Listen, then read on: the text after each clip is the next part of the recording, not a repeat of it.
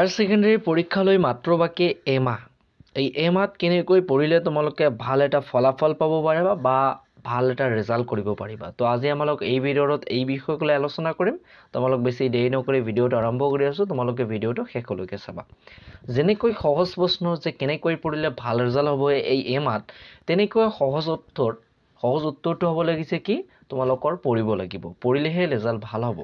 তোমালোকে ক্লাছ 6 বা 7 বা 8 9 থাকোঁতে এটা কথা শুনিছা, তোমালোকৰ টিচাৰে কৈছে, নাজানো তোমাৰ টিচাৰে কৈছে নে নাই, কিন্তু মোৰ টিচাৰে মোক কৈছে যে কোনোবা এজন ছাত্ৰ ছাত্ৰীয়ে যদি একেবাৰে পঢ়াত নাপায় বা পঢ়া নপঢ়ে, তথাপিও তেওঁ যদি ৰানিং স্কুল আহি থাকে তেওঁৰ ৰিজাল্ট অট'মেটিক ভাল হৈ যাব। কিয়? কাৰণটো হ'ব লাগিছে শুনাৰ কাৰণে। তেওঁ যে ৰানিং আহি আছে, তেওঁৰ এটা অভ্যাসত পৰিণত হৈ আছে, সেইকাৰণে তেওঁৰ ৰিজাল্টটো ভাল হ'ব। গতিকে এইবোৰ কথা বাদ দিয়া, তোমালোকৰ পঢ়িব লাগিব। মেবি তোমালোকে যদি ভালকৈ পঢ়া, এই এমাহ মানে তোমাৰ কাৰণে এবছৰ। সঁচাকৈ এনেকৈ ধৰিব লাগিব যে এক মাহ আছেতো, এই এক মাহ মানে এই জানুৱাৰী মাহটো মানে তোমাৰ কাৰণে এবছৰ। জানুৱাৰীৰ পৰা একেবাৰে ডিচেম্বৰলৈকে কেৱল মাত্ৰ এমাহ ধৰিব লাগিব। তেনেহ'লেহে তোমালোকে ৰিজাল্টটো ভাল কৰিব পাৰিবা। যদি এই মাহ ধৰি লোৱা মাত্ৰ 30 দিন বা 30 দিন ইমান ডাঙৰ সময় নহয় বা ইমান বহুত সময় নহয়, তেনেহ'লে ৰিজাল্ট বেয়া হ'ব। 100% গেৰাণ্টি মই দিম। তেনেহ'লে ৰিজাল্ট বেয়া হ'ব। তোমালোকৰ ভাবিব লাগিব যে এটা 1 ছেকেণ্ডৰো মূল্য আছে। এই এমাহৰ 1 ছেকেণ্ডৰো মূল্য আছে। কিয়? 1 ছেকেণ্ডত যদি এটা প্ৰশ্নোত্তৰ মুখস্থ কৰা, তথাপিও কিন্তু লাভ আছে। কাৰণ তোমাৰ অলৰেডি পঢ়া এতিয়াও কমপ্লিট হোৱা নাই। মই 99% গেৰাণ্টি দিয়ে ক'ব পাৰোঁ, বহুত ছাত্ৰ ছাত্ৰী এতিয়াও নোটেই কৰা হোৱা নাই। কিয়নো সময় কিন্তু নাই। কিন্তু তেওঁৰ আগত এটা অভ্যাসৰ সলনি হোৱা নাই। গতিকে বাদ দিয়া সেইবোৰ কথা। আগত কি কৰিছা সেইটো বাদ। এতিয়া মাত্ৰ এমাহ সময় আছে। এই এমাহ সময়ত তোমালোকৰ কি কৰিব লাগিব? এই মাহত তোমালোকৰ মোবাইল একেবাৰে বেছি ইউজ নকৰিবা। মই নকম যে মোবাইল ইউজ কৰা বাদ দিয়া, মোবাইল ইউজ কৰিব লাগিব। মোবাইলো তোমালোকৰ এটা ইম্পৰ্টেণ্ট পাৰ্চন হয়।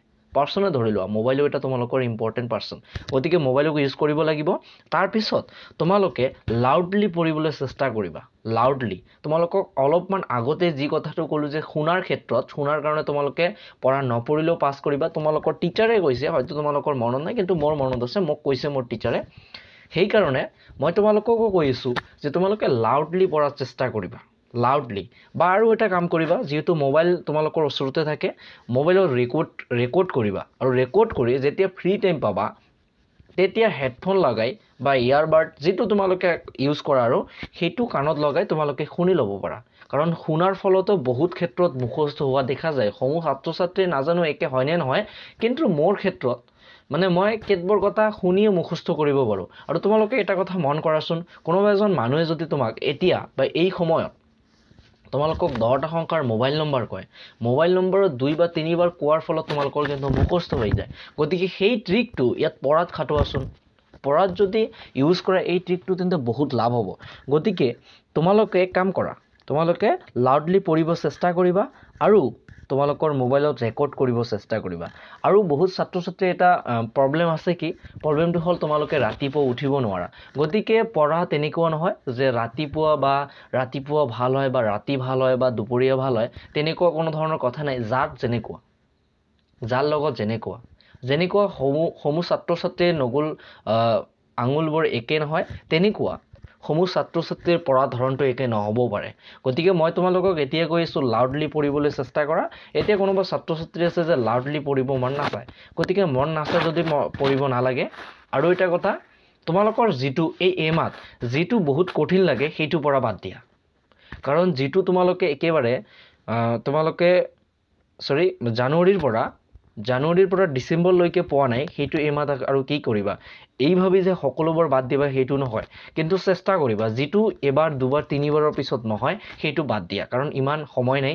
এতিয়া ধৰা এটাতে তোমাৰ যদি 1 ঘণ্টামান লগাই দিয়া, তেন্তে 10টা পঢ়াতে কিন্তু 10 ঘণ্টা শেষ হৈ যাব। গতিকে 1 ঘণ্টা নপঢ়ি 1 ছেকেণ্ডত যদি আমাৰ 2টা মুখস্থ হয়, তেন্তে সেইটো পৰা লাভ হ'ব। 1 ঘণ্টাত পঢ়ি আমি 4 মাৰ্ক পাম, আৰু যদি 2 ঘণ্টাত পঢ়ি আমি 5 মাৰ্ক পাম, তেন্তে লাভ কি হ'ব? 5 মাৰ্কৰটো লাভ হ'ব, শ্বৰ্ট কুৱেশ্যন পঢ়িবা। আৰু তোমালোকে লং কোৱেশ্চনত মাথা ইমান নামাৰিবা শৰ্ট কোৱেশ্চন পঢ়িবা শৰ্ট কোৱেশ্চন যদি ভালকৈ মনত থাকে তেন্তে লং কোৱেশ্চন এলি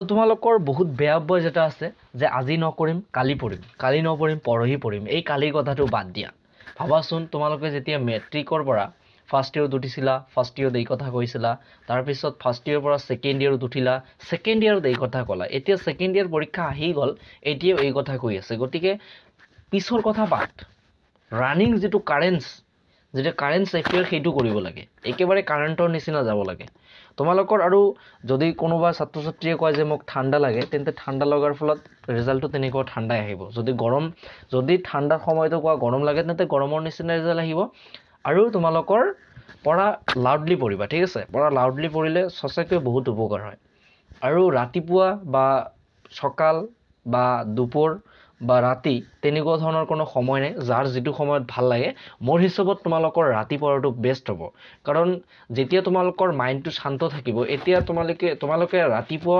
মেক্সিমাম ছাত্ৰ ছাত্ৰীয়ে ৰাতিপুৱা উঠিব নোৱাৰে গতিকে ৰাতিপুৱাৰ কথা মই নকম মই তোমালোকক ৰাতি পঢ়িবলৈ সাজেষ্ট কৰিম কি কাৰণে ৰাতিপুৱা তোমালোকৰ একেবাৰে যিবোৰ নয়েজ থাকিব বা ভয়েচ থাকিব মানে বাহিৰৰ ভয়েচবোৰ তোমালোকৰ কাণত নপৰিব কাৰণ এতিয়া যেহেতু ঠাণ্ডাৰ দিন সেইকাৰণে বহুত মানুহে এতিয়া মেক্সিমাম 9টা বা 10টাৰ পিছত 10টাৰ আগতে টোপনি যায় গতিকে 10টাৰ পৰা যদি 12টালৈকে তোমালোকে ভালকৈ পঢ়া 2 ঘণ্টা ভালকৈ পঢ়া তেন্তে তোমালোকৰ পাৰ্চেণ্টেজ 50 এবভ থাকিব 50 এবভ থাকিব তোমাৰ পাৰ্চেণ্টেজ 2 ঘণ্টা পঢ়ি গোটেই 24 ঘণ্টাত 2 ঘণ্টা পঢ়ি তোমালোকৰ 50 এবভ থাকিব আৰু কোনোবা ছাত্ৰ ছাত্ৰীয়ে বা কোনোবা পেৰেণ্টছে যদি কয় হায়াৰ ছেকেণ্ডাৰী পাছ কৰা ইমান কঠিন তেন্তে মই তেওঁক গ্যাৰাণ্টি দি ক'ম তেওঁ হায়াৰ ছেকেণ্ডাৰী কোৱেশ্চন কেতিয়াও দেখাই নাই কাৰণ হায়াৰ ছেকেণ্ডাৰী কোৱেশ্চনবিলাক তোমালোকে দেখি ল'বা হায়াৰ ছেকেণ্ডাৰী কোৱেশ্চন একেবাৰে ইজি হয় গতিকে তোমালোকৰ বেলেগ ধৰণৰ কোনো চিন্তা নাই তোমালোকৰ কেৱল মাত্ৰ পঢ়িব লাগে আৰু টাৰ্গেট থাকিব লাগে যে মই ৰিজাল্ট ভাল কৰিম ঠিক আছে তো ছাত্ৰ ছাত্ৰীসকল